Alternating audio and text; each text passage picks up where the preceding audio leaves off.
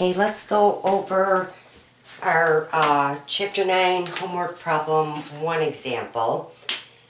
And on March 5th, Bob sells merchandise on account to Abe for $5,000. Terms are 210 net 30. So let's do that first. So on March 5th, this should be a familiar entry. We have accounts receivable that we're going to debit, right, because we made a sale on account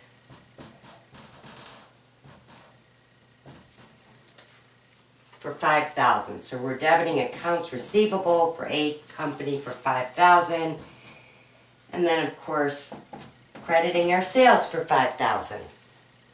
Next, on March 10th, A pays the amount due. So let's go ahead and record that. That is March 10th. We'll go ahead and debit cash for how much? There was a discount, right? It was $5,000, but the terms were 2% discount if paid within 10 days. He did. So, 5,000 times that 2% discount would be $100. So we're going to go ahead and debit cash for $4,900.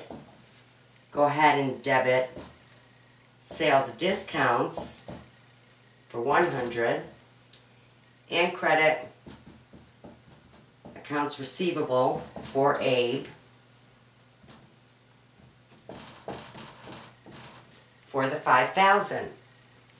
The next part of the problem, on March 5th, Jane uses her Bob Company credit card to purchase merchandise from Bob for $4,000. So let's do that one first. That's our March 5th date. We're going to have accounts receivable for Jane for $4,000. And then of course sales, $4,000. So we debit the accounts receivable for Jane for $4,000, credit sales for $4,000. Next transaction is going to be on April 8th. Jane's billed on April 5th. On April 8th, Jane's paying $3,000 of the balance she owes. So we're going to get cash, right? So let's go ahead and debit our cash for $3,000. And let's go ahead and credit accounts receivable for Jane. She no longer owns $3,000 of that account, right? So we're going to credit accounts receivable for $3,000. So right now, if we looked at Jane's account receivable balance for Jane, was originally $4,000. She's paid $3,000. So right now the balance is a debit balance, of course, of $1,000. Okay, let's look at what happens next. On May 5th, Jane's billed for the amount due, including interest at 1% per month on the unpaid balance as of April 8th. So now let's prepare the entries for May 5th. So on May 5th,